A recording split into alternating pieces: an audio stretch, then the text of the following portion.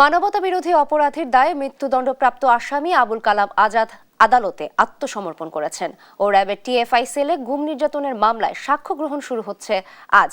এ বিষয়ে জানাতে আদালত প্রাঙ্গণ থেকে যুক্ত হচ্ছেন সহকর্মী সাবরিনা মজুমদার। সাবরিনা, সাক্ষ্য গ্রহণ কখন শুরু হতে পারে, বিস্তারিত জানাবেন?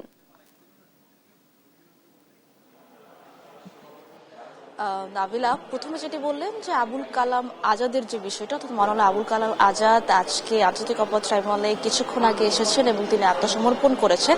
যদি তার বিষয়টি আসলে প্রেক্ষাপটটি তুলে ধরি, সেটি হচ্ছে যখন শেখ হাসিনার আমলে, অর্থাৎ আওয়ামী লীগ সরকারের আমলে যখন মানবতা বিরোধী অপরাধের মামলার বিচার কাজ হয়, তখন স্বাধীনতা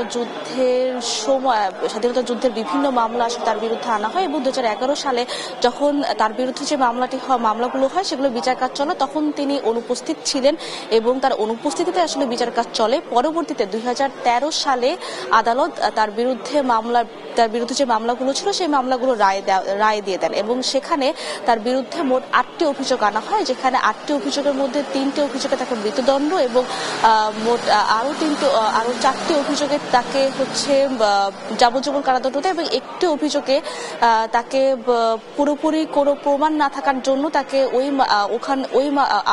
ওই অভিযোগটা আসলে খারিজ করে দেন। পরবর্তীতে 1 যুগ পর কিন্তু আজকে আন্তর্জাতিক অপরাধ ট্রাইব্যুনালে তিনি এসেছেন এবং এসে তিনি আত্মসমর্পণ করেছেন এবং এজলাসে তিনি এখনো বসে আছেন। যখন আন্তর্জাতিক অপরাধ ট্রাইব্যুনাল 1 বসবে তখনই আসলে ট্রাইব্যুনাল আসলে বিচার কাজ শুরু যখন হবে তখন বিচারপতিরা আসলে কি বলেন সেটা আসলে দেখা বিষয়। পরবর্তীতে যদি জানাতে চাই যে আজকে আন্তর্জাতিক অপরাধ ট্রাইব্যুনালে কিন্তু আরেকটি মামলা আছে, সেটি হচ্ছে শেখ হাসিনা সহ 17 জনের বিরুদ্ধে যে গুমের মামলা, সেই মামলা সাক্ষ্য দেবেন ব্যারিস্টার। সেই সাথে স্বাক্ষর গ্রহণ এখনো শুরু হয়নি। স্বাক্ষর গ্রহণ যখন শুরু হবে তখন আসলে আমি আপনার মাধ্যমে দর্শকদের জানাতে পারবো এই স্বাক্ষর গ্রহণের বিষয়। তো এখন পর্যন্ত আন্তর্জাতিক অপরাধ ট্রাইব্যুনাল থেকে এই ছিল সর্বশেষ। নাবিলা।